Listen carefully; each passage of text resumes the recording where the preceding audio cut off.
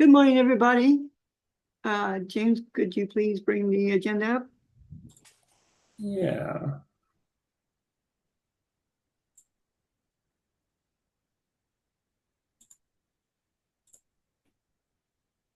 It's the simple way to do it. Okay, today we have a long agenda to go over. Hoping to get over all of it today. So if we go down to the next one, the icebreaker today would be, what's your favorite season of the year? My name is George Adams, the co-chair with Maria on this committee. Favorite season of the year would have to be, I actually have two of them, but it would have to be summer because I can do things in the summer, go fishing or wherever I need to do in summer type stuff, just to relax. Um, let's go with Maria.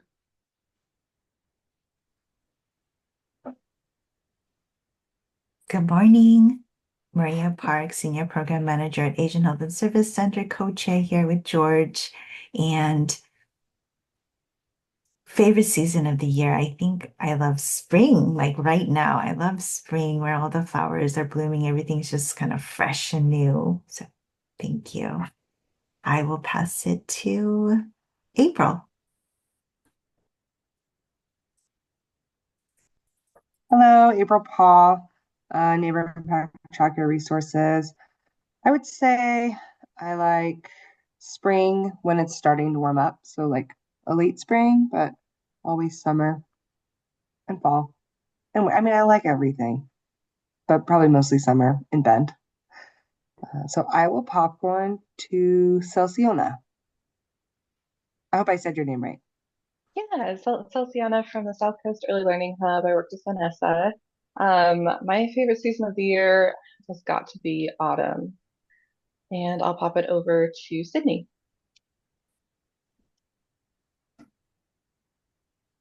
Hey, hi, Sydney here from Neighbor Impact Childcare Resources in Central Oregon. Um, I just shared in a meeting recently that winter was my favorite season, and then it hit like 65 this weekend, and I was like so excited for summer and remembering how much of a summer person I am. So I'm have to like make a tie between the two. I like the extremes, summer and winter. Um, and I will go ahead and send it to Dion. Hi, good morning, everybody. Dion Destin, he, him pronouns. I am the executive support for our sponsor, Jillian Johnson, with the ODHS. And I don't want to just steal the one that's on there, but I am a baseball guy, and I do absolutely love when baseball season comes around. But as far as like the actual yearly seasons, I'm a fall person. I love the changing of the colors. I love the breaking of the heat. I like when the rain comes and it's still kind of warm outside. Um, so I would definitely go with fall and baseball. And then I will kick it over to let's see, Veronica. Good morning. My name is Veronica Kurtzky, Senior Business Analyst for the Oregon One mobile app. So I like all four seasons. I think spring would be my favorite unless it's an Iowa spring. There are no good seasons in Iowa. But if we're talking about Oregon, I'm going to go with spring because things start to warm up, things start to bloom, and it's just refreshing.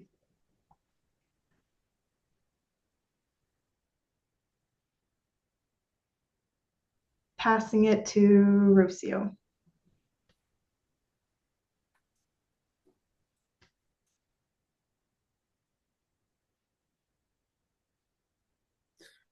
We can't hear you. Here. Okay, sorry about that. Um, Hi, Rocio. I'm with the applicant portal technical team. And as far as the season, I would choose fall. Leaves. I like Halloween, all that. So that's my favorite season. And I will go ahead and pass it on to Andrew. Hey everybody, Andrew Demaray, Senior Business Analyst for the ONE Online portal. I too, as Dion, am a huge baseball fan. So I like the baseball is my favorite season here. But if we're talking more like traditional, the four seasons, I would say fall.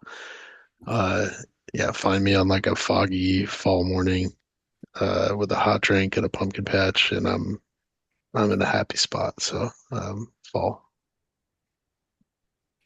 And then I will pass it to Vanessa. Did you go already? I don't think so.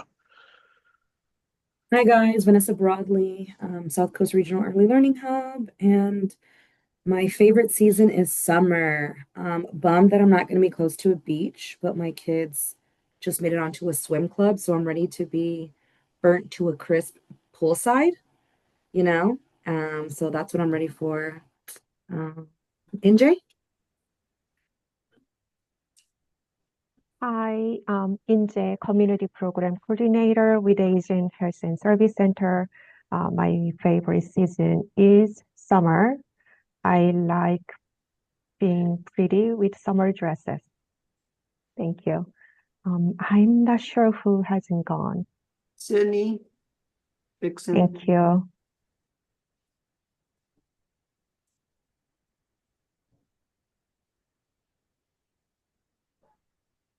Sydney? I've gone, but I think she said Vixen. If Vixen hasn't gone already. Okay, I can go. I thought I had you down, Sydney, that you hadn't gone either. So, Vixen with Neon, Northeast Oregon Network Outreach and Enrollment Specialist, and CHW. And I have a really hard time with this because I really love spring because of the new babies, animals, and the like growing of things. But I also live in Northeastern Oregon and I really love fall because we have a lot of tamarack trees. And when the snow gets on our mountains and the tamaracks turn yellow, and then in Joseph, the trees turn red, they have maples up the main street. It's just the most gorgeous time of year. And if you have an Indian fall, like chef's kiss, best time of the year. And I will call on James. I don't think James has gone yet. That's true. And James Barta, I'm community engagement coordinator with Oregon Eligibility Partnership, part of ODHS, help facilitate this meeting. Good to be here. I got to go with spring too. It is wonderful to see the flowers. I'm not sure what to wear when I go out, but I do enjoy the longer days too. So I see we have two Brandies still to go. So Brandy Strong. Hi everyone, Brandy with Maslow Project. I'm over here in Grants Pass, Oregon, and I'm going to say spring and fall are my favorite because I like having some days that are getting a little warmer and some days that are getting a little cooler, get a little bit of everything. And I will pass it to the other Brandy Arthur. Morning, Brady Arthur, OS2 Central Office. My favorite season is baseball season, clearly, if you can't tell who makes the slides. Definitely my favorite. But also fall, because I'm a huge Halloween girly too. So my birthday's in August, and every year I decorate for Halloween in August. That's who I am. So, and I don't think there's anyone left to pass it to. Is there, James? That was the last one. There is one more. Oh, Kella, forgive me. Kella Corna. Well, Are they? I think Celsiana already went. She's I gone. believe. Oh, Yeah. April, did you go? yes. Oh, I did. Did All you right. go, James? I think everyone's gone. yes. Yep, I think everybody's so. gone. Okay. Like I said, we've got a long agenda. Decisions, I guess, we have to make. And let's go into the recap, James. Well, thank you, Andrew. Yeah, so request 77, part one was completed in October. Part two has been delayed to the June build. Request 80, updating document upload guidance language in the ONE Online portal has been completed as of last month. Request 81, create a user-friendly password reset link in the email as scheduled for the April 8th build. Request 82, links to learn about programs on the Let's Get Started page is scheduled for our May 13th build. Request 88, updating applicant portal with examples of proof of medical expenses is scheduled for April 8th. Request 95, implementing a system change where successful password resets will automatically re-enable previously disabled accounts is scheduled for May 13th. Request 89, rewriting the educational expense questions in the portal is scheduled also for May 13th. And request 100, expand the number of characters in response to the field, in response field to the question asking for description of user's disability, also scheduled for May 13th. I mean, that was a lot. Any questions about any of these?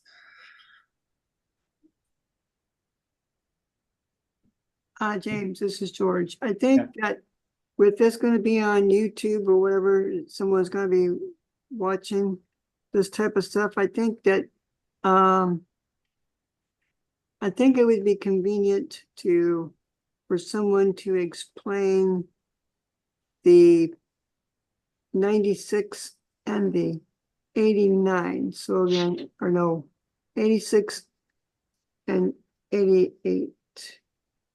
Or is it 95? That's 88 and 95. 88, 95. Yeah, so then someone could kind of get an idea what that's about. Sure. So the request 88 is like we ask for to report medical expenses that someone may have, but we don't do a great job of explaining currently what kind of proof can be submitted for that. And there's a few different screens that we elected to update through this process. There's the initial screen where it's asking about that. We're adding some help text there.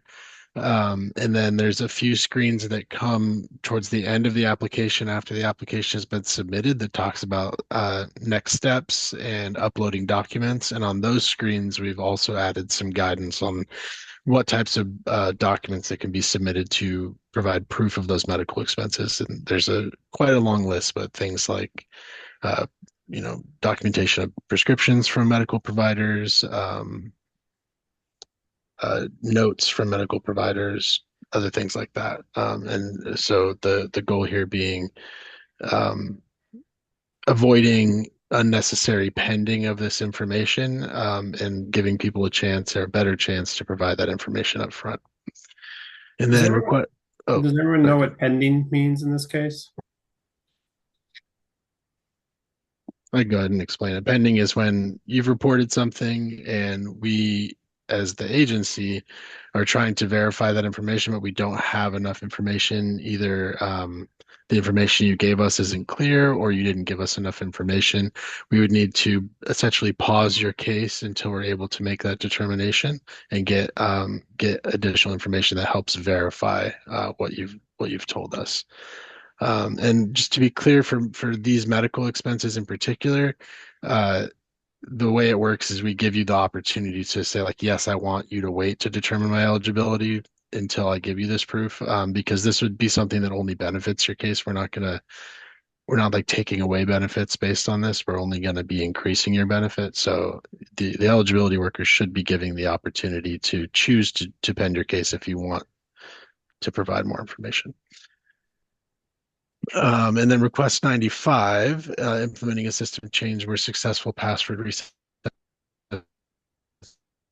will automatically re-enable previous disabled accounts. So currently, if your account's disabled and you go through the process of resetting your password, it still requires an additional action by someone on the state side to re-enable that account once that password's been reset. And what we're saying here is when the user is going through that process of resetting the password, and the the account was previously disabled, if that's the only issue with that account, once that password is reset, the system will automatically re-enable that account. So there's no need to contact our technical support team. And to add to that, this is specific to scenarios where accounts were disabled due to inactivity. So they haven't logged into their account for 395 days or more. This will not apply to accounts that were disabled for any other reason. Thanks, Veronica. And Andrew, will, as far as the password resets, will it be sending things to people's email to verify who they are and to create a new password, right? Yeah, so it's pretty standard, like when you would, reset a password through, similar to other websites where you'll say, I want to reset the password. It sends you a link to your verified email that's associated with that account. And you get that link, and then once verifying through that link, brings you back to our website to create your new password.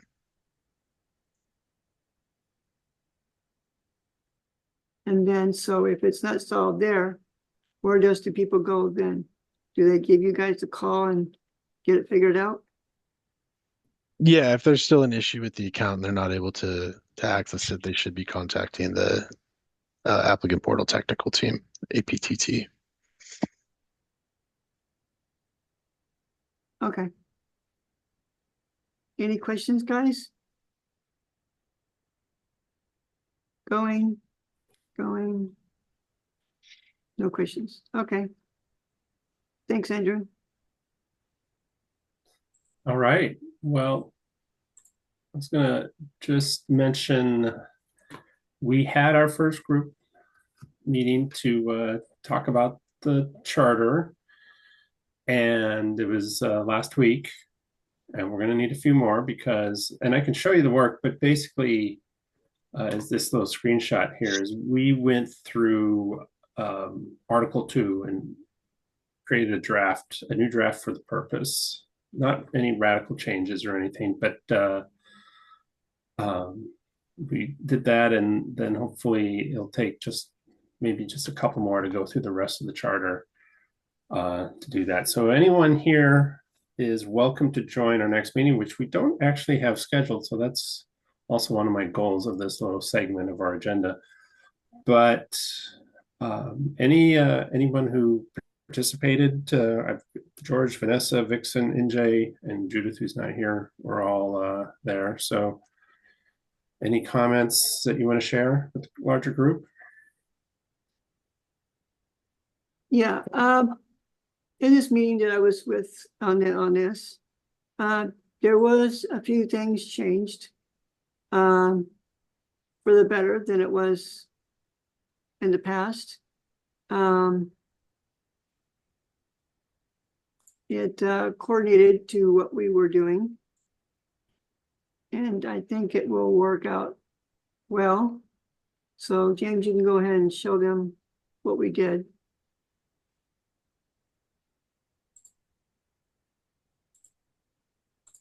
And this is what we've done. We've changed some words a little bit. And Vanessa was there, I'm sure. Vanessa, want to share a little bit I was in fact there, and I think if anyone's willing to come in, it's awesome. It's a lot more work than we intended, but really kind of just realigning, making sure our mission, the verbiage makes sense. Hopefully not getting too wordy. So, yep, good work as always if anyone's interested to join us. So, yeah. So if you see something here you're concerned about, well, then golly, if you can, it'd be great for you to join us. So let's talk schedule though. Often when we're doing meetings like this, I like the idea of scheduling the meeting an off week when at the same time that this meeting occurs. but I know that's still tricky for some people. So I'm trying to remember, we talked a little bit about it last time around, but we could start with 2 weeks from now, the 23rd. George, I forget if that is going to work with you. Yes, I have the 23rd, 24th, 26, 27, 29, or no, 30th, and 31st open for March. Anybody that wants to pick those days, I'm open So 10 or 11 o'clock on the 23rd, are they? about that. Okay, great. Thanks, Maria. Is there a preference for 10 or 11?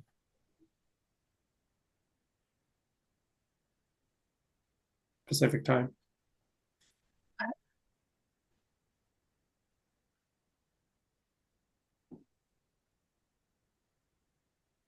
One of the reasons why we've got it in the morning is because if Vanessa, since she lives out in the east and she wants to join, that's one of the reasons why we've got it this early in the morning so she can join us.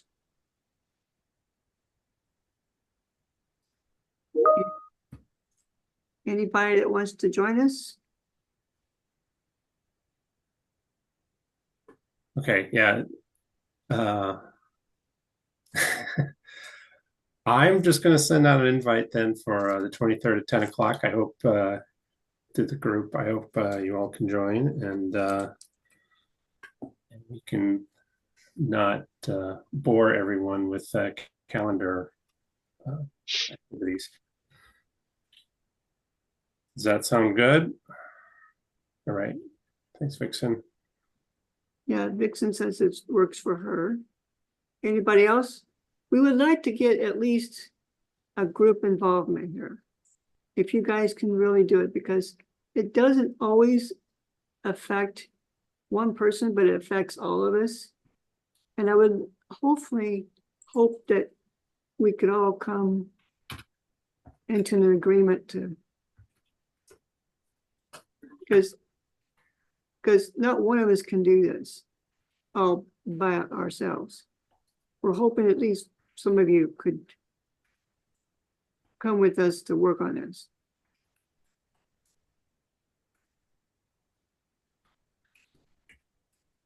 All right.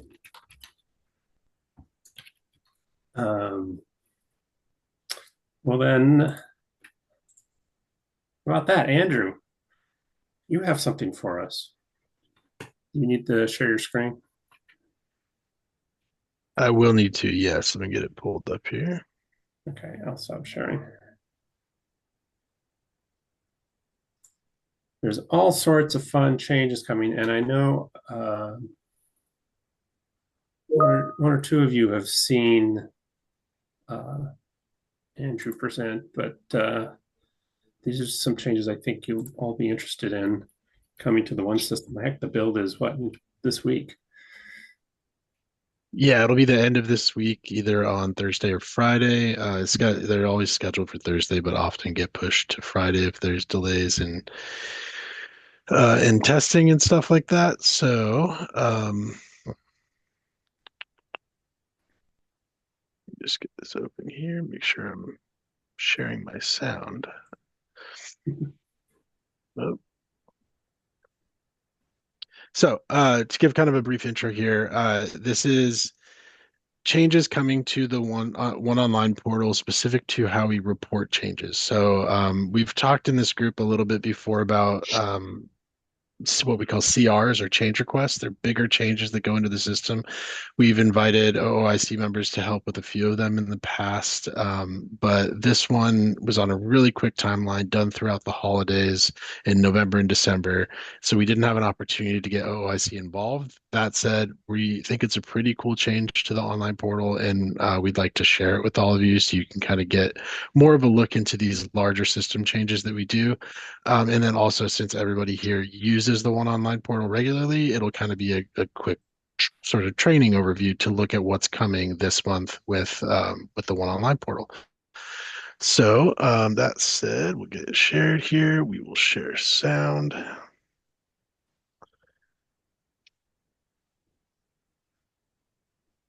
It's about 6 minutes long. So I'll hit play and I'll see y'all in about 6 minutes.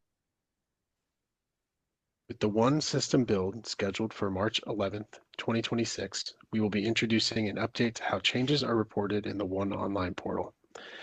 This change is being made to simplify the process while also reducing errors related to reported changes. When reporting a change for income, resources, expenses, or household information such as pregnancy, users will now be navigated to the appropriate summary screen instead of the gatepost screen that would be seen during a new application. Navigating to the summary screen allows users to view what records currently exist on a case and determine if any of those records need to be updated or if new records need to be added. For this case, we'll report a change. We'll be taken to the existing type of change you are reporting screen. We use income for this example. We'll select continue. So from the summary screens, we can view any existing records on the case, and we've also introduced the ability to add new records directly from this screen. For this case, we can see there's an existing income record, and for this example, we'll add a new income record and we'll make an update to that existing record. When we click the Add Income button, we see a pop-up where we can select which individual we're adding a record for. After selecting the individual, we can see a number of different types of income we can choose to report. Based on what's selected here, the user will be navigated to the appropriate details screen. For example, if wages is selected, after clicking continue, the user will be brought to the earned income details screen. If self-employment/contractor is selected, after clicking continue, the user will be navigated to the self-employment income screen. And for example, if they selected Social Security, disability, and retirement income, they'd be brought to the unearned income screen. If a user is unable to determine what type of income they'd like to report from these options that are provided, they can choose Other, Not Listed, and the system will take them through a series of questions to help determine what type of income they're trying to report. For this example, we'll report an earned income record. You can see we've been brought to the earned income details screen where we can add a new wages record.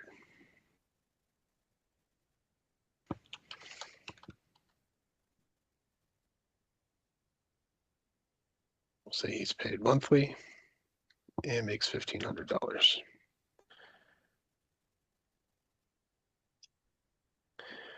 We'll select Add Record, and we can see the record has been populated in this summary here, and we'll click Next. This will bring us back to the income summary screen where we can review the updates that we've made to the case. We can see the record has been added here with this new icon indicating that that's the new record that's been added. If we want to change a record that already exists on the case, we still have the option to select the edit pencil and edit the record that way. Or we've also introduced this new button, Change or End Income. Selecting that will have a similar pop-up to the Add Income pop-up, where a user can select which individual they're reporting a change for and see all records specific to that individual. So we'll select this individual, choose the existing record. When we click Continue, we'll be brought to the appropriate details screen with that record pulled up. We'll say that this employment has ended the end of last month.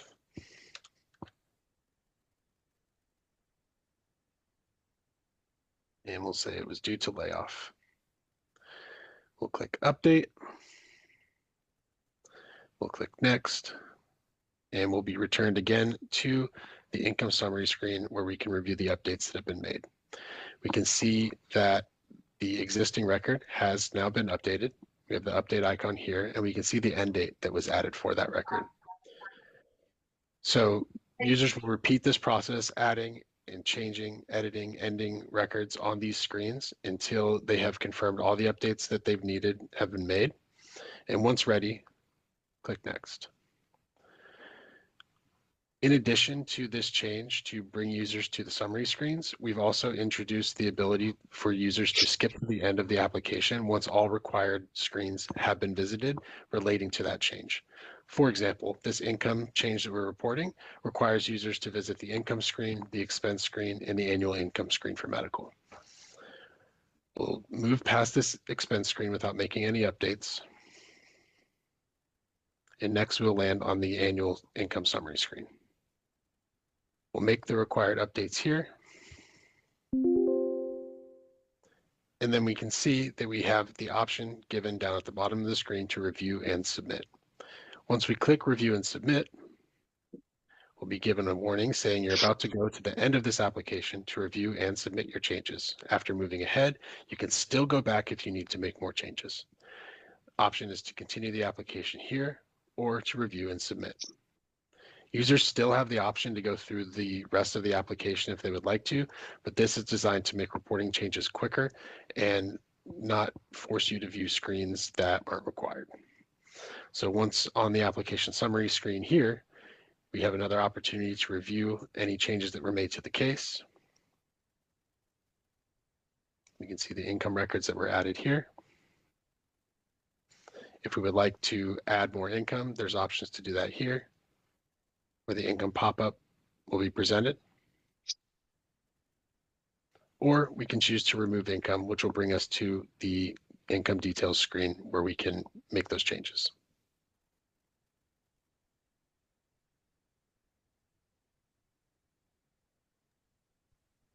All right, so that was the whole video there.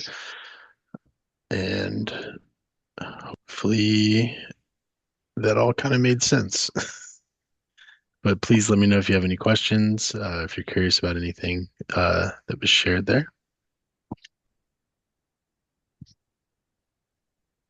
Andrew, I think, this is George, I think that is a great idea. And it doesn't seem too confusing. And it's straightly to the point as to how to do the change reports. That's great to hear, George. Yeah, we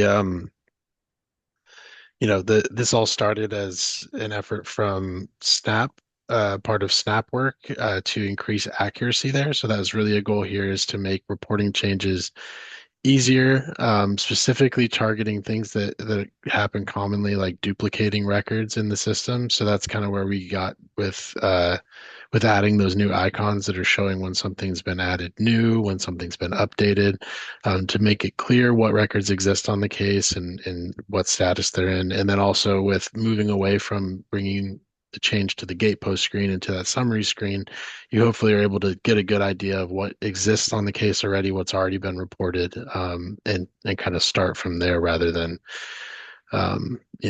maybe accidentally reporting something that's already been reported on your case.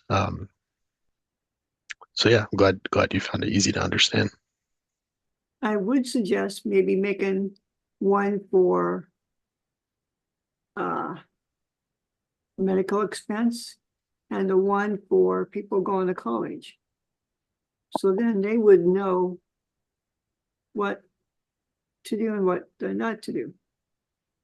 Yeah, we're kind of behind the scenes a little bit. We have talked about how we want to do stuff like that, because there's, I think, obviously a benefit to having kind of more hands-on walkthroughs rather than like a PDF that shows screenshots. When you can see someone actually using the system in a hands-on way, it makes a lot more sense. So historically, we've done really long, like end-to-end walkthroughs of the full application, which can take 1.5 to 2 hours sometimes to do the whole thing in a presentation setting. And those have worked, but the issue with that is we so often update little parts of the system that it becomes out of date, and it's hard to show an update on just what's changed. So we're kind of talking about what we want to do moving forward. The challenge there is it's literally just me, Veronica, and Sam. So we have to find a way, because we don't have a training unit that's dedicated to the online portal. Whereas for Worker Portal, there's a whole team of people who work on creating stuff like this. So we're kind of talking about how we want to do that. And I think what we've talked about is doing smaller videos like that for changes as they come out, and for different modules of the system. So This is awesome. Do you know like how you'd put it out there and then like who was the voiceover actor? No, I'm just kidding. The pace, setting a specific pace to allow for translation in multiple language because cadences are of languages are different. So yeah, that's my two things are pace for languages, where is this going to be displayed?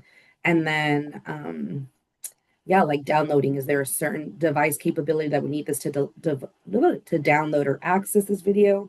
Thoughts, questions? Would it be a link to YouTube? yeah, so this one in particular has been shared with OCHE, the group that supports community partners, and it should be put on the CP group site, and being shared in the collaboratives this month with community partners. I've tried to do what I can to get it out there in the different meetings with community partners that I'm involved with. So that's one specific kind of population that uses this. The other is the Oregon public and how we get it out to them. Don't really have like a specific rollout plan for that other than sharing it here, and then through this meeting it'll be on YouTube. I think we could probably also look at just putting this as like a standalone video on YouTube, something like that. And then as you mentioned with other languages and stuff, we have some folks with OCHE who in the past have kind of, and I know the plan is with this one to kind of do like a live, to watch the video, understand the changes that are being made, and then kind of do like a live translation over it as the video plays. We don't really again like have like a standardized process for this kind of stuff, and it's not, unfortunately, there's no real like yeah, like I said, like established process for this. So this is really just me saying like, I think people need to know about this, like, and it would be helpful if everyone just wasn't blindsided by it when it comes live into the system on later this week. So I did what I can to put this out. I think the first time I did this was like last year, the year before, when we had the changes come out with Real D Soji, around like pronouns and the changes, updates to languages and demographics and stuff like that. And people found that really helpful. So I want to try and do more of this as changes come out. But I think I appreciate that about cadence and things like that, because I obviously speak only English, so I need to make sure that I'm Yeah, doing I it in a think way that's easy to I be translated. I did this a lot during COVID time. I had a lot of folks reach out to me about making videos, and what helped was really creating like a text of each word you say and then translating that over and having to adjust when it doesn't translate to the language and pacing yourself and then going through it with the language so you're not redoing the pace but setting like a set amount of time for the clips and then having the voiceover. Then my question was for the public, would there be a link whether on the homepage here that's saying, do you need a walkthrough video, or and it's clicked and you click the link and it sends you over to YouTube to see that?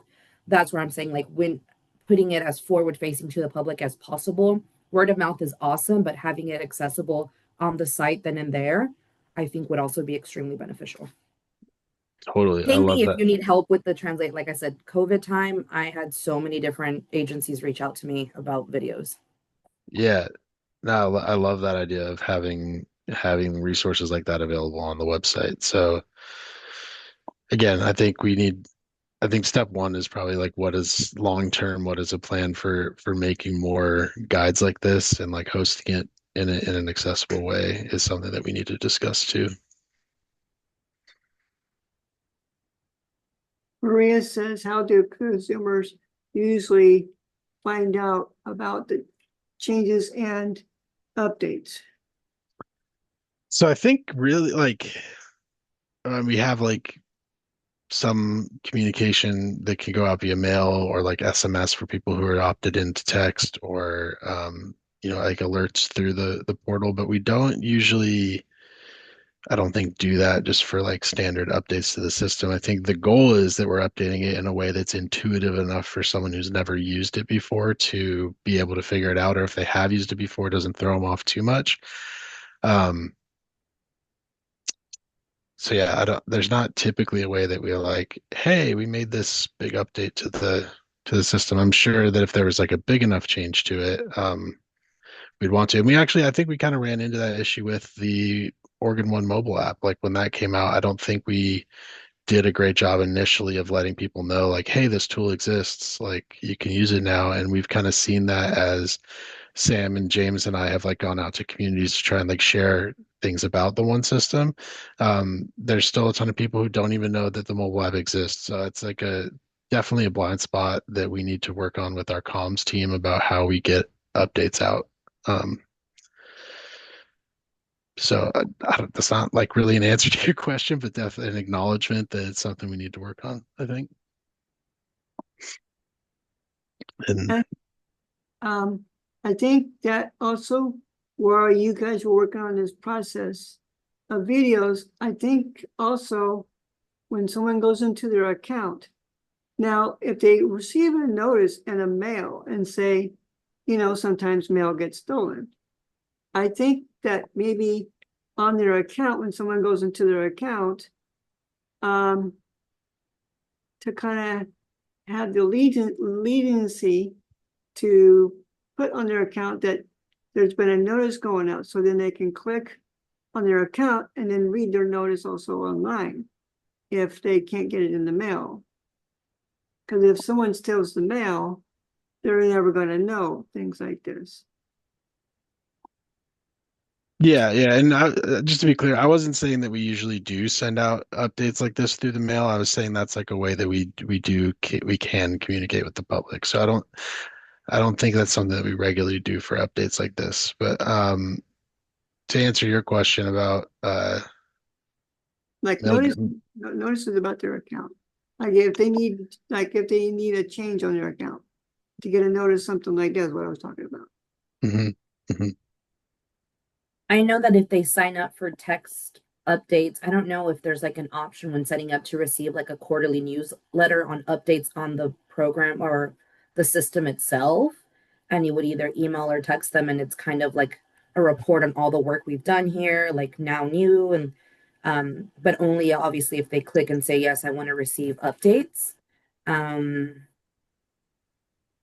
that would be a low. I think it's a great idea. I think it's again, yeah, it's something that again we need to. I think all these ideas from what I'm hearing is like we need another sort of effort on like how we start communicating better about updates to the one system. Because these are all excellent ideas, but with the small team that we're working with, we kind of just we're in a spot of like doing what we can. So I think step one is what is a more like structured way of communicating this sort of stuff look like, and then what steps can we do to start making those updates. And I think it's definitely a good conversation to continue having with this group because, like I said, great ideas. Well, and I do know for a fact that there's a lot of complaints, not a lot, but there's complaints down here in Southern Oregon that there's no communication up where you guys are at on changes, and they don't find out until later for new stuff that's going on. There's no communication between your guys' department down here and one state offices versus what's going on up there or what we've done. So most of the people are out of the dark down here. I mean, it's a black box, the applicant portal. Our workers don't see it, and then people only get to see it when they go through an application, and only medical assisters, trained medical assisters get to look in it too. And there's other people who try to help people as well, and plenty of other people, such as many here. So it's and we have an internal monthly update of changes in one, and it makes my head swim trying to go through all those changes.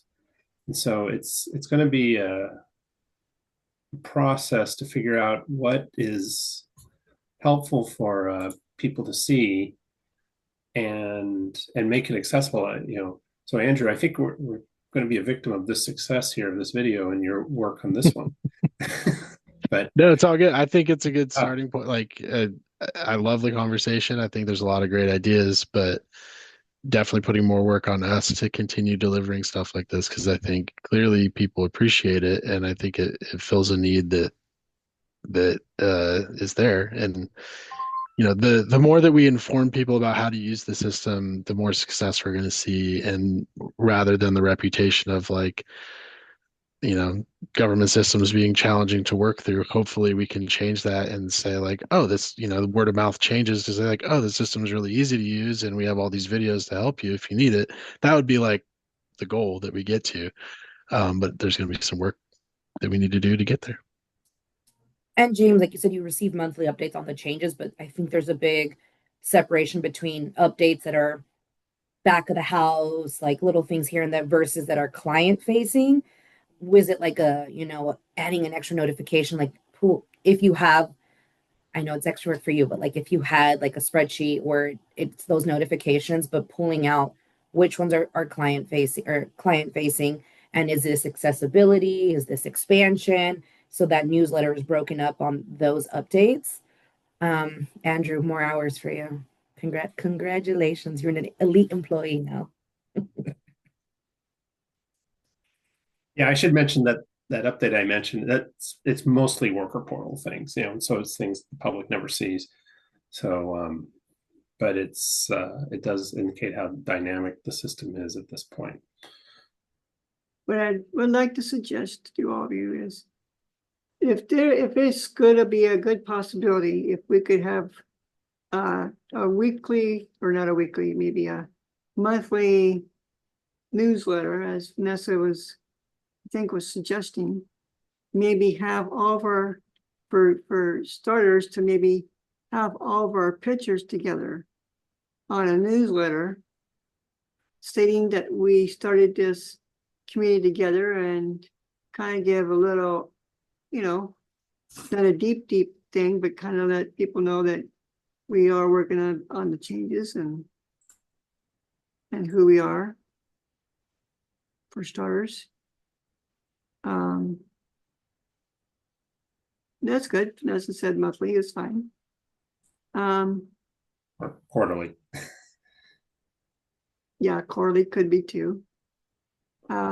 Just to kind of, stand out, all of us in a picture, and one big picture, all of us together. Then going from there. There was one consumer down here that did get upset, and because of laws, I'm just going to say that the consumer was upset because they weren't getting the updates as they would like.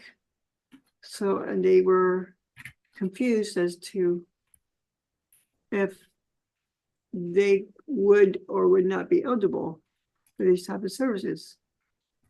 So I'm glad we all brought this up and are talking about it.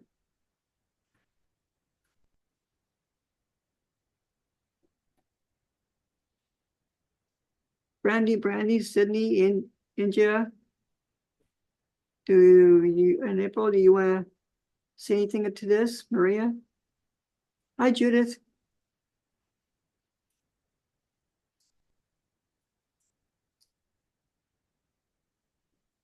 What's your guys' opinion on this?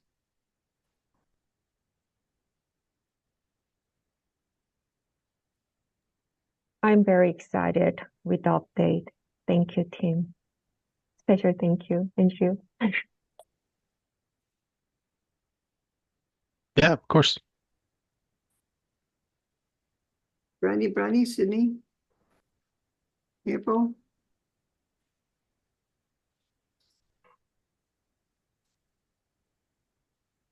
Maybe, yeah. So maybe that's something we could come back to next month, is how this would all look, and not, because it's something that we work on. I know Andrew, Veronica, and Sam do a ton of work presenting to a few different groups, but having an organized thing that comes out periodically. Maybe it's not so much quarterly as when there's larger applicant changes, something like that. And what would the best format and best way to share it be? That's something that this group can think about. Maria, what do you think? Oh, I've been showing lots of emojis and messages. But yeah, this is great. Thank you, Andrew. I was just thinking that maybe some other ideas were to kind of work with OCHA for like trainings and things like that, kind of training our assisters. So yeah, thank you.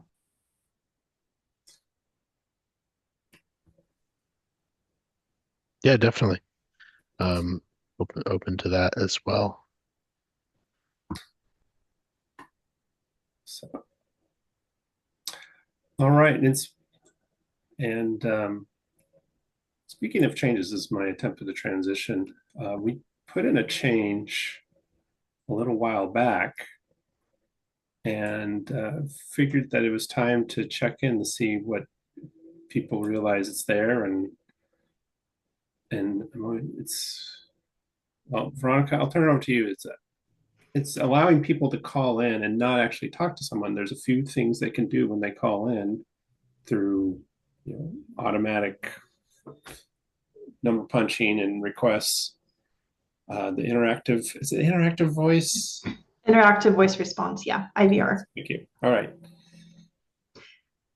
So a little background on what IVR is. Interactive voice response. It's an expansion to our phone system that was implemented a year ago now, so last February. And it added phone self-service options to VAC callers, and it allows them to check their case or application status and request a replacement EBT card without speaking to a worker.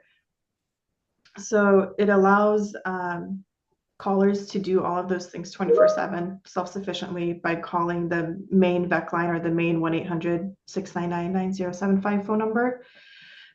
They can also set a PIN using that IVR system so that they can get through authentication faster when they call in and choose to use the IVR. So today, we were hoping to hear some feedback from you guys on what yours or the people that you work with experiences have been with using the IVR since we implemented it in the last year.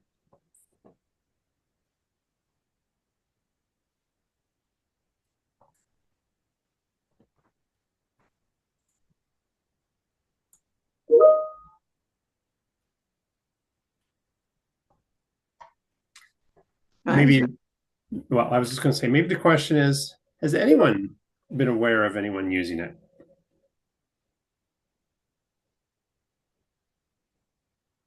I have been aware of some people from my other council who have tried it out, and they found it quite easy to use, and actually had complimentary things to say, but they still had to wait on the phone. I mean, that's just the way it is. But they found it easier to use in some other services, not ours, that they had, like when they went on other services that they were using something like this. And they felt that this was much easier to use. It was more interactive.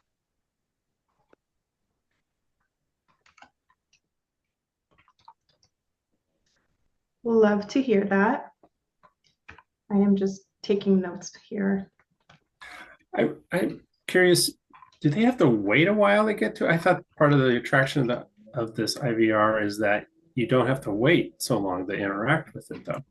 They still had to wait, but not as long. Huh. It was like a queue. It was like a queue. And so, yeah. Are you saying they had to wait to speak to a worker or to use the actual IVR? The actual IVR.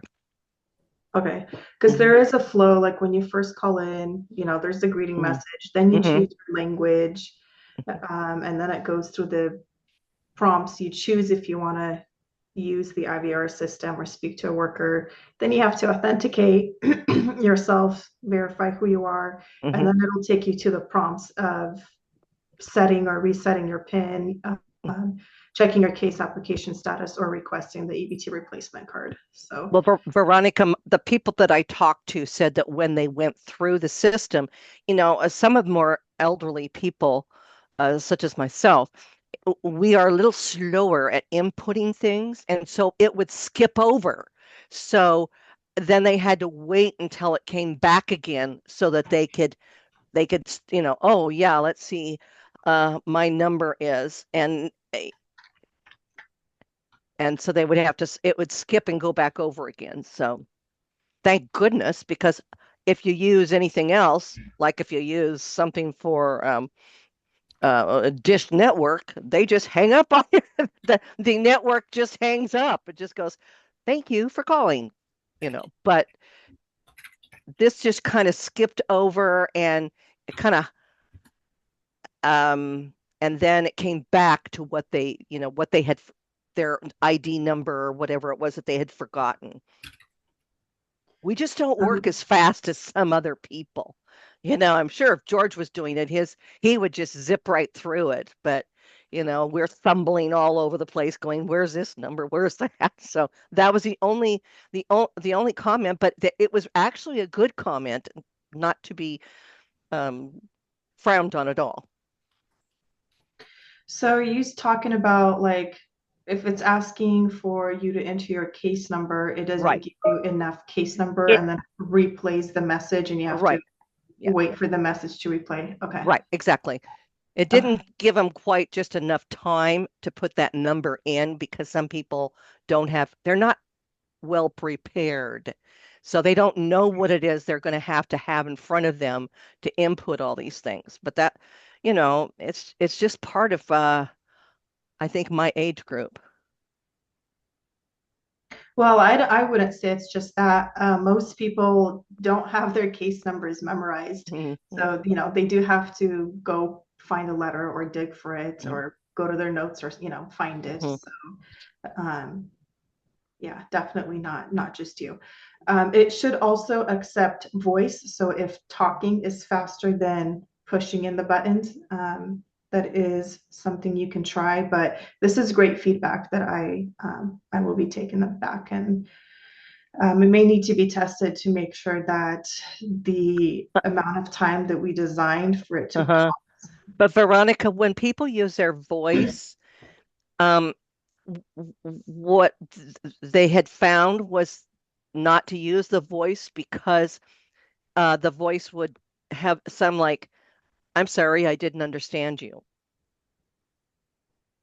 And so, they're like repeating it over and over again. They might as well just input it. But so. Okay, that's good to hear too. Take a note down of that. So was it case number or nothing? Or are you able to put in social, date of birth? Because my clients as well, they don't have their case number off, like, and they're usually calling between work on a break. And then what are the options they can it gives you other than requesting another EBT card? So the only things you can do aside from setting your PIN to access the IVR is check your case or application status. So it's going to tell you approved, pending, for all the individuals in the household, and request an EBT replacement card. Those are the only 3 things that you can do right now. And is benefits for medical, SNAP? Is it for ERDC? Everything? Yep. Yeah, I guess that's why I haven't heard clients here, because oopsie, they would need way more than just case status. But. Yeah. To answer your first question, there are other data points that they can enter to verify themselves, such as social, individual ID number. I believe medical ID number was part of that as well. Case number isn't required depending on the scenario. So if I'm calling from a phone number that is already linked to my case, the system is going to recognize that, and it's not going to ask you for the case number because it knows who you're talking about. But you'll have to put in other verification points such as date of birth, social, medical ID number, things like that. Veronica, this is George. I'm going to suggest that, as Judith was saying, I think that the consumers should have an option of pressing either number 1 to get someone, a real person, or press number 2 to go to the VR system. They do have that option, and I believe if they press 0 throughout any point in the call, they will be transferred to a person. Okay. And what guarantee do you guys have that a hacker won't be having their CD disk to identify with the IVR? Can you give a little more detail on that? Yes. What hackers do is they've got a disk that they put in, and no one knows this, but the hackers themselves. The hackers will put in the CD disk, and then they've got these tones that comes from the CD disk that can match up with your IVR, and will enter the information into the IVR to disrupt what is in the IVR to gain security purposes. So to get any information from you when calling the IVR, they would need to know your social, your date of birth, case number, because if they're not calling from your personal phone number, it's not going to automatically connect them to your information. Also, any of the or all of the information that is provided via the IVR isn't anything that's sensitive. So it's going to tell you case status approved. That's it. It's not going to tell you any personal information, address, like none of that. You have to either know then your details to input it and input it yourself. And then the only information that it will give you is approved pending, or it's going to say EBT card, replacement is successful. It doesn't give callers any personal information whatsoever. Okay. I just want to give you the heads up on the hacker CDs and what they have in them. Because at certain ringtones, it will match whatever that, that's how computers work.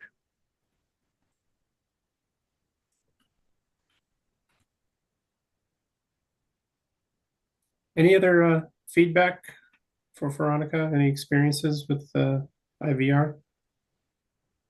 One more. Veronica, do you have something set up on the IVR for a person with a disability that can't work with their fingers? Well, we have the voice option, so you can either type or use voice. Okay. Okay. What about a person with a blind? A person that's blind? Yes. Well, they still have that voice option, and I don't know what devices they use for their electronics, their phone system and stuff, but whatever device they're using for that disability, they would be able to use. Okay, and what would you suggest doing for the person that's deaf on the system? They may not be able to use the IVR. Okay.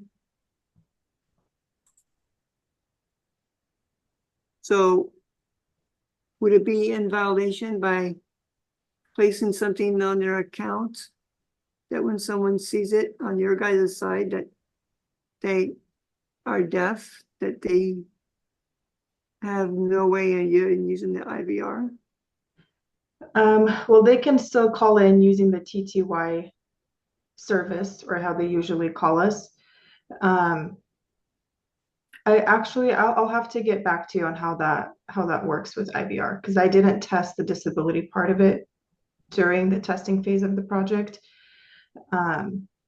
So let me actually reach out to the person that worked on that, and I'll get back to you.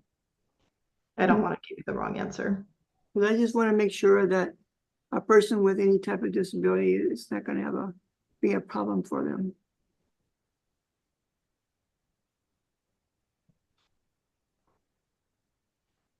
Any more questions for Veronica?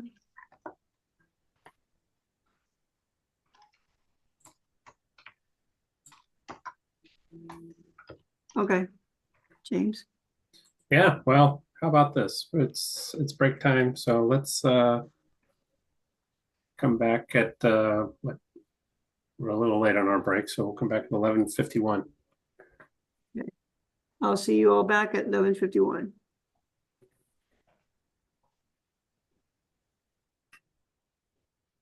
Are we turning the recording on? Okay, now we're in our second phase of the. Oh, Veronica, you have something? Yes, I have the answer to George's question about deaf individuals using the IVR system. So they can do it through their TTY services. It's just going to be a DTMF selection like any other phone menu that they use. Okay. Thank you. So instead of going to the our PowerPoint, this might as well dive into our newest additions for work items for us to take a look at. And the one, this is a housekeeping note, the request 125 didn't have an explanation in the version that went out to you all, but we do have it in now in this document, and we can get it out to you with the notes too. But with, I don't think there's any, unless people have an urge on something, we can go straight into 110. Is this on the agenda? Yeah, this is taking a look at the work items and seeing if the group wants to go forward with them. So next item on the agenda. And I guess I can, I'm always forgetting Veronica or Andrew. I think, Andrew, this one's yours? I think so. Is 110 the education Yep. question updates? Yeah, that's me.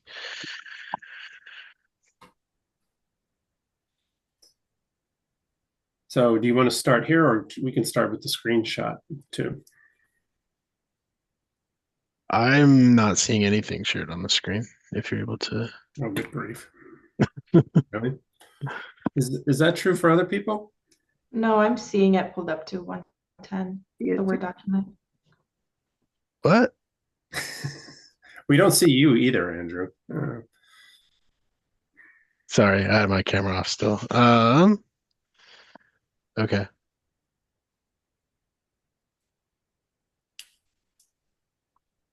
Oh, I can see, weird. Okay.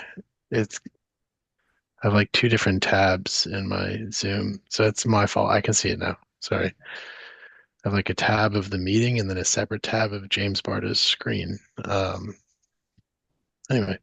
All right. So yeah, we can start here and I'll give kind of an overview. So we have gotten word, this I think came from one of our college navigators, but I know that educational income in general has just been confusing for a number of years. The way we count educational income, the way we do student eligibility for a lot of programs is confusing. So the educational income type, specifically educational income non-Title IV, is difficult to understand. Users are unsure what type of income would be considered for this type. This causes confusion and frustration when completing the application, particularly for students and college navigators. Clarifying the language will it'll make it easier and speed up the application process. Adding help text where there was none before to describe the options will help make choices more understandable. So one challenge we have with this one is it's difficult to outright change the titles of the income that we have. And because of the various different like kinds of incomes that fit within each of these categories, it's difficult to summarize them in like a single, title statement. What we can do is in this chart below, we can see we've got the current drop-down options on the left, and then on the right, we are proposing, at least for educational income, non-Title IV, not loans, is updating just the way that it displays in the One Online portal. So not overall changing the total, the general title that we use for that income type, but just what shows in the One Online portal. And one suggestion we got from the College Navigator that submitted this was to say other/non-Title IV, not loans.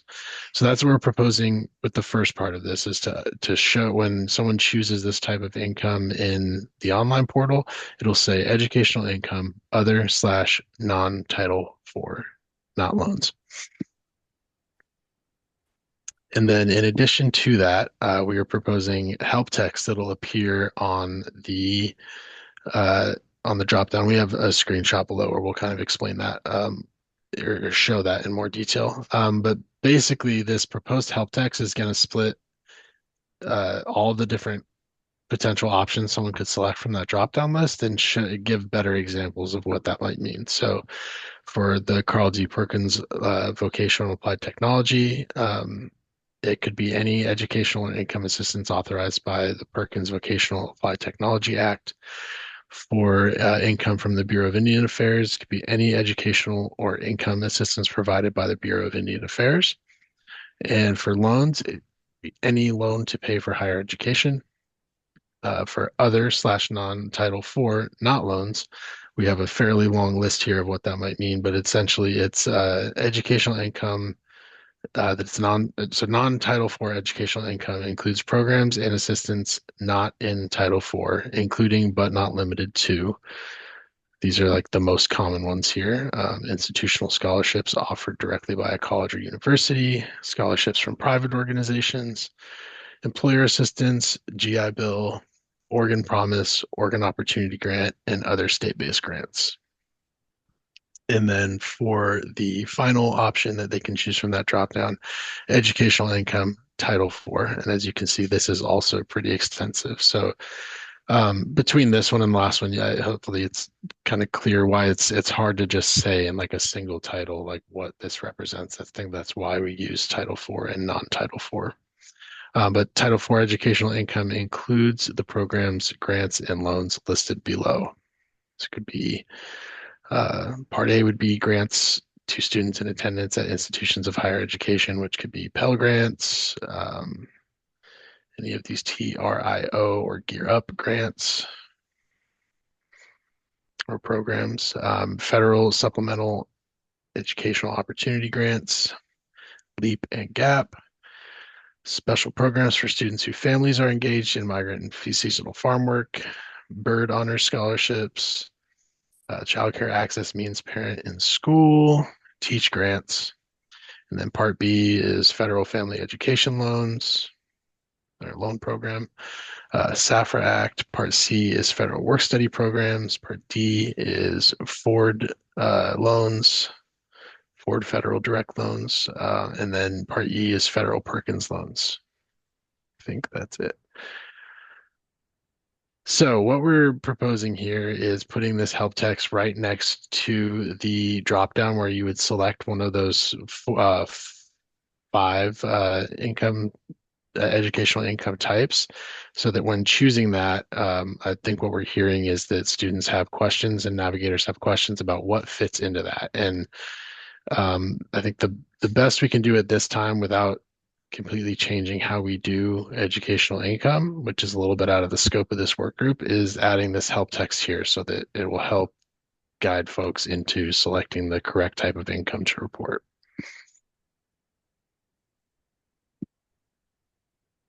So this is a mock-up of what it would look like. Yeah. Judith? Yes, I have a question for Andrew.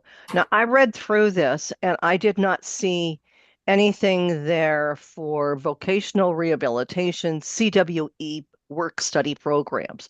It's a four-week paid program to work with the employee or employer in the community to see if they have the status to the strength, the capacity to work in the community. And if they are, then the employer offers them a position and then they are put on their payroll. But it's a 4-week paid program.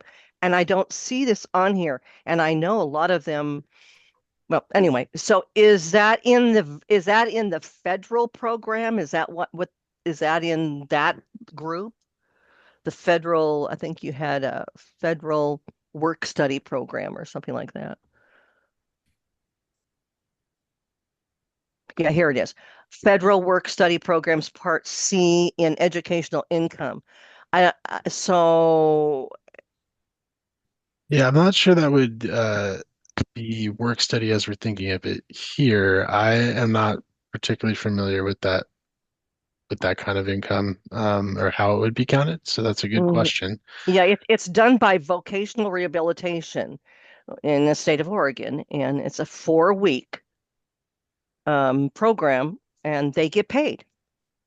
So it's an Oregon program, not a federal one? It's an Oregon program. Okay. Would that mean it's a non-Title IV? I don't know.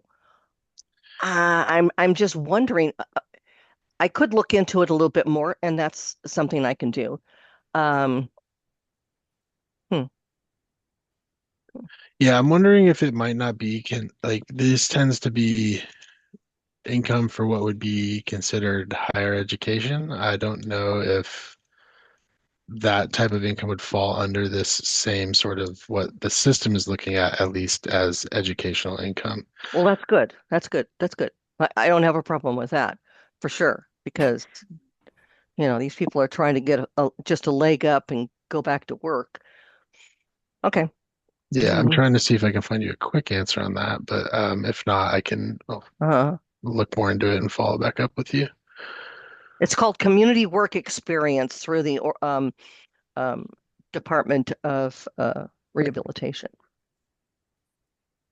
It's down here in Southern Oregon where they help you look for a job, but they also buy you a vehicle.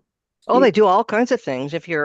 They start people in businesses and all kinds of things. And I'm just wondering if those people all of a sudden drop off what we have to offer them. I would hate to see that happen. So actually I did find you an answer.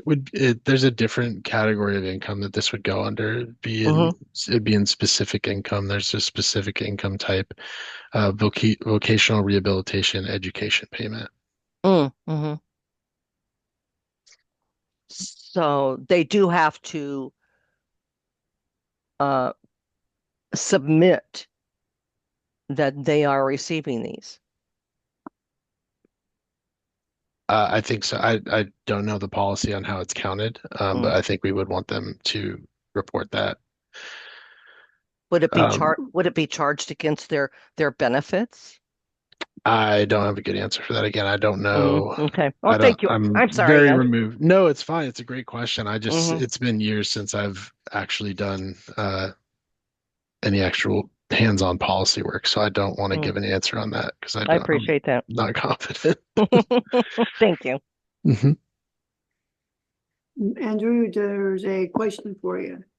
There are exemptions and that's from before the break, but Maria does have a newer question. Do we need to spell out the acronyms LEAP and GAP? Whatever that means. Yeah, probably. I don't even know what leap and gap means, so probably. This was all taken from like worker eligibility guides. And I kind of just plugged it in here as an example of what we could use. But I think that's a good call out, going through this list and spelling out any acronyms that are used so that it's clear exactly what that applies to. Yeah, Andrea, I don't want to make it any longer, but it is No, I think quite that's long. Yeah. it's quite long, but I think that's a Yeah. necessary addition to make sure that people understand. Because that's the issue here is that the way it currently is too difficult for people to accurately report their income. So I think in at least expanding out on the acronyms is going to make it easier. Yeah, I think so too.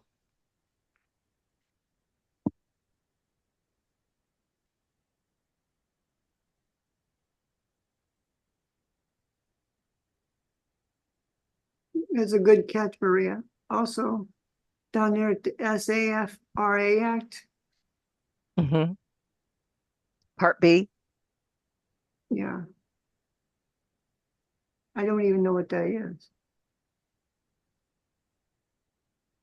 Yeah, I don't know what that is either. So yeah, I'm going to go through this whole list when assuming we approve to move this forward, I would go through this whole list. And as you can see, there's some that are already spelled out here, like FSEOG, the Federal Supplemental Education Opportunity Grants. I'll do something like that with each of these. I'll spell it out and then have um, the acronym there as well.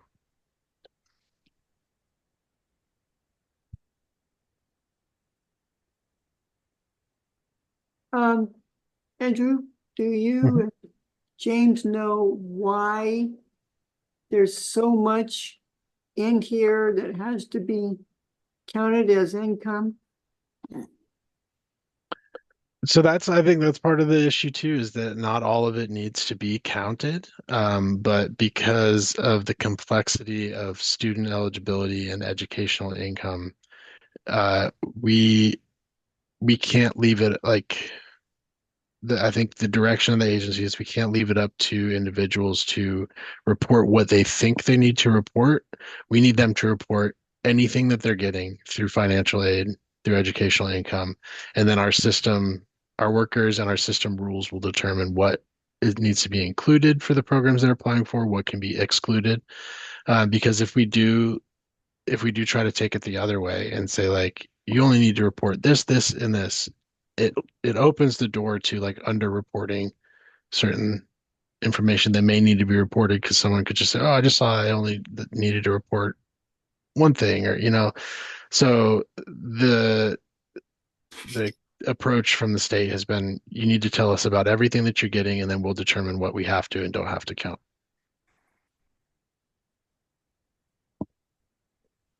Because the more rules that are down here, it seems to me less likely for people to apply.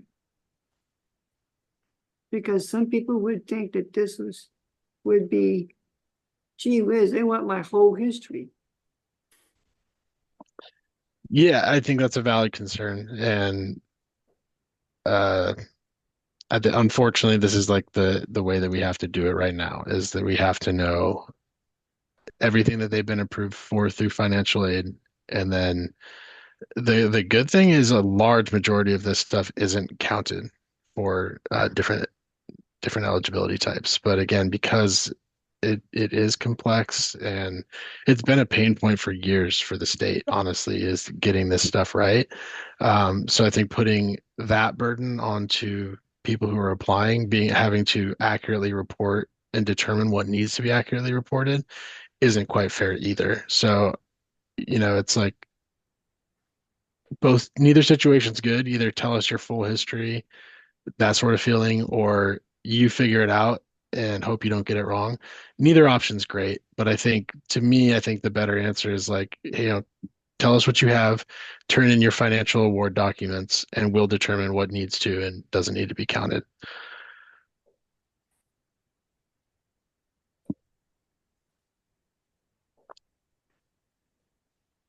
Okay, any questions for Andrew? I have a dopey question, Andrew. So in the income category, there's a drop, there's first of all, they select educational assistance, and then this depending on what they changed, select under income category, there's a dynamic then set of selections under income type, or is this just this whole screen education only? Correct. No, so this screen is for unearned income. So they would hopefully be making it to this screen based off of either on the gatepost screen or on the income summary screen, having selected that. So from the gatepost screen, they would select they want to report unearned income. This list at the top here that lists these different, on the top of this screenshot, that lists the different kinds of income where it says educational assistance, would look similar on the gatepost screen. So hopefully they would see, oh, educational assistance, I need to report unearned income. On the summary screen, that's the video that we just watched recently, before break. That's what that would look like, where they would have more of kind of a guided process of selecting specifically the kind of income that they wanted to report. Either way, they're ending up on this screen, this unearned income screen, and they would be selecting educational assistance from the first box. And then once they select that, the options available in the income type, the second box, would be specific to that first category. So they select education assistance, and then they're given these 5 options to choose from. And in the next drop down. In the next drop down, correct. Yeah. And so that's when we're proposing that help text would populate. Is they select education assistance, that help text will appear there dynamically next to the choices that they have to make for that field. Maria? I think Andrew partly answered the question, but I was just thinking for this help box there, if we'd be able to put it up on top here next to that educational assistance rather than here, if in the income type, I mean, the income type can be any of these up here, right? And if it's, I thought that if the help text is only talking about the educational income information, then maybe it might be better to be next to that education assistance title. So yeah, I think one part I didn't explain well is this help text would only appear after, for this first box income category, after they selected education assistance. Then that help text would appear. If they're choosing another option like Social Security or retirement or tribal benefits, that this help text that's specific to this educational income, that would not show. Okay, got it. Yeah. And the reason I like it next to the income type is it's all like right there, and with it dynamically populating that way, they would see it kind of show up on the screen. They would click it if they had questions, and it sounds like most people who report this kind of income do have questions. So like, hopefully this helps guide their answer a little bit better. Yes, okay. Yeah, the only other comment was if there was another way that we could, if anyone had any ideas of how we could shorten this long list. But yeah. Yeah, I think that's a challenge with this kind of income, is because we're hearing even people who get these kinds of income don't see it as Title IV or non-Title IV. Like that's not a commonly used terminology between students and even the financial aid departments that they're getting their financial aid from at school. They don't refer to it as Title IV or non-Title IV. So that's the issue, right? With like just the way that these are categorized in the first place. But I don't know, I want to be clear. I don't think changing the income types in general is like really on the table, because it's like a really large change within our system, because so much stuff is based off of like what they're currently titled. But let's just say, like, I don't even know where we would start with that, because how do you encompass all of this stuff that's under Title IV into like a single title? I think it's very challenging to do that, and to say it in one word or 2 or 3 words that captures all of these different examples. So it really is just like a challenging part of the application.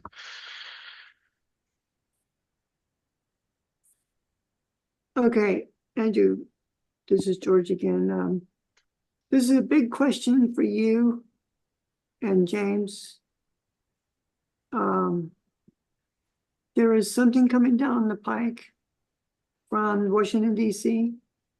It's been in the works many years ago, but now it's been sitting on the senator's desk. And now it's resurfacing to where it's supposed to be passed in the Senate and House, where the asset level for Medicaid are going from $2,000 to now $10,000 as an income asset level, and couples for $20,000. So is that going to affect services that people are applying for on this?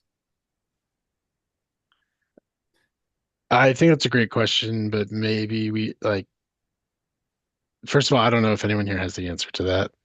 Second of all, I think maybe we have that conversation after we get a vote on what we're talking about right here, because Okay. I know we're running towards the end of our meeting here, and that seems like a big conversation. So this is what you want to vote on? Yeah, we want to vote on this one to, again, James, if you scroll back up real quick, I'll do like a recap of what we're voting on. So the first thing we're voting on is changing. So we heard specifically, like the one thing that was called out was just saying non-Title IV, not loans, is confusing because they don't understand that it could contain, that there's some things in there that could be considered other, that are just like an other category. So we're adding other / non-Title IV just to how it's displayed in the online portal. And then the second part of this is adding that help text that dynamically displays once education assistance is selected for the category. And then with that is I will be going back through the list and spelling out the any of the acronyms that are unclear. Okay. So who's all for this change? Count me in as one. Yes, Right. and yes for me too. Okay, that's two. Yes, for me. Okay, and that's Vanessa, yes. Sydney, yes. Was that Brandy?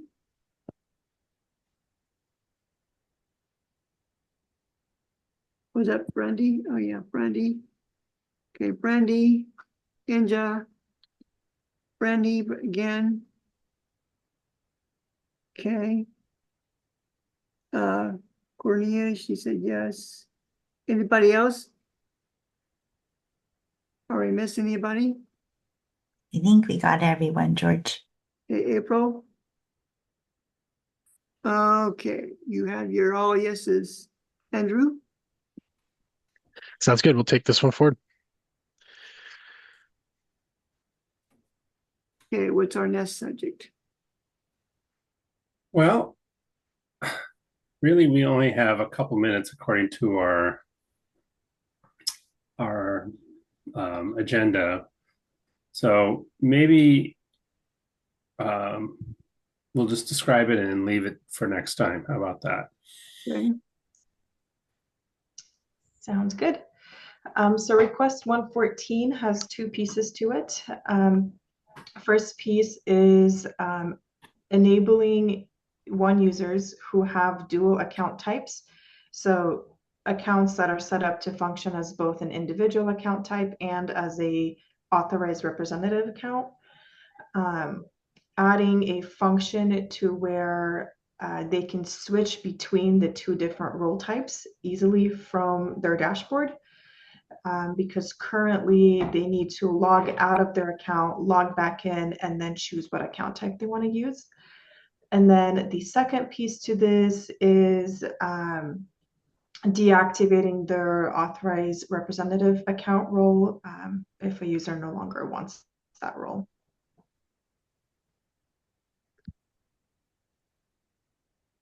Yep, for people who it's sort of tricky to show because there's several sort of two sets of before and after screenshots, but yep, that's the current.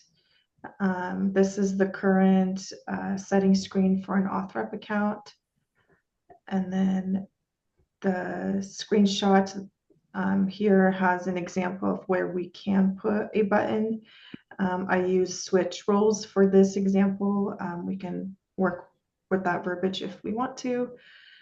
And then the last screenshot also shows the proposed button there, along with the very last line is where we can put the new function for turning off the auth role. So are we? Would the switch roles option only pop up if you had multiple roles? Yes. So fun to be had next month. So are you wanting this to be voted on today or in April? I mean, if there's no questions and the group feels ready to vote, then I won't stop you from it. Or we can wait till April. Up to you guys. Okay. What's the vote for the first one, guys? What? I have to. I was gonna say you might need a little more time, George. Yeah. Okay. Because we probably should talk about the authorized rep role and who experiences that. Yeah. Okay, so are you okay, Veronica, if we change it over to April's meeting? Yeah, absolutely. Okay, Dion, let's make it to April's meeting on this. And then what else are we having to put April's meeting on the other requests? Well, we only have one other active work item, and that was the one that wasn't included in the copy that went out to you all, but Andrew quickly put it together. And so, yeah, we'll talk about it next month. How about that? It came from our February meeting where we're like, hey, why don't we have character counts on all these text fields? So, okay, we'll take request 125. yeah, for next month. But just to warn you too, this sort of transitions to our wrap up here, is that this 125 is the last in our queue of work items. So if you have any ideas of what you think the one system should, wording changes and small things, we are all ears for that. I am in the process of exploring how we might start looking at notices. What's the best mechanism for that? Can we hop onto a regular review process? And it sounds like we'll have some things to discuss about potential formats of getting out information about changes, since we were all spoiled by Andrew's video this time around. So that's some of the things. And of course, then we finished up and improved the request 110, the educational funding thing this meeting. Judy, okay. Do you need to share something? I got a thing that you were requesting to share. No. Okay. I'm fine. Cool. Okay. I think that to let you all know, let's come up, please, with things that we need to work on through all the months after April, because it's very important, not just for me, but for you guys to come up with other ideas after April, since I'm guessing we are running out of requests. Pretty cool. I mean, there's a lot of things we still need to work on, I think. Well, and just to mention it to you, we have some huge things coming later this summer in terms of changes to the ONE system in response to last year's HR1 too. So we'll have some things to talk about on that front as well. So you're not off the hook yet in terms of things for us to do. There's always vacation. Matter of fact, we all need to get together and have one big large barbecue. Oh, yeah, at your house, okay, George? And we're all going to bring vegetable soup. Now that I know you don't, like it, George, I just have to say that every time. Funny, funny, funny. Funny, funny. But I gotta tell you, I am getting really confused with times for meetings. So, I'm like, There we go. there we go. Okay, so Monday in April, it's always going to be 10:30. Yes, our regular meeting will be our next meeting in April 13th. Yeah. And I sent out during the break, I sent out the invite for the charter meeting. I didn't include staff. I don't know if staff is dying to go to that, but we'll be meeting in 2 weeks at 10 o'clock. So I would like to have Andrew there if you could, or Dion or somebody. I might be able to sucker some Dion or Brandy, but I don't know if I can sucker Andrew to it. Maybe Veronica can come. I will look at feel free to send it to me. And if I don't have something else that is conflicting on my schedule, I will do my best to show up. We would love that. Even bring Sam. Yeah, the mysterious Samantha. So. Okay, well, looks like we're 3 minutes. Is there anybody that wants to share anything before we go?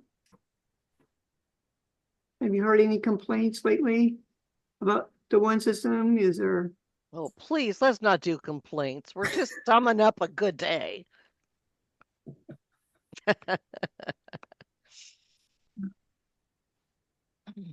Okay, well, I hear none, so I will see you all the next Monday, second week of April. At what time? Well, at 10:30, unless you're coming to the charter meeting. Well, I'll be there. Yeah, I'll be there too. Okay, okay. Oh, bye, guys. Judith, did you get the one without the black link, or did you get the one with the regular link? I got the regular link today. It's just that I was late because Alexa and I were confused. All right. Okay. They're gone, George. Thank you all. Good to see you all. Bye.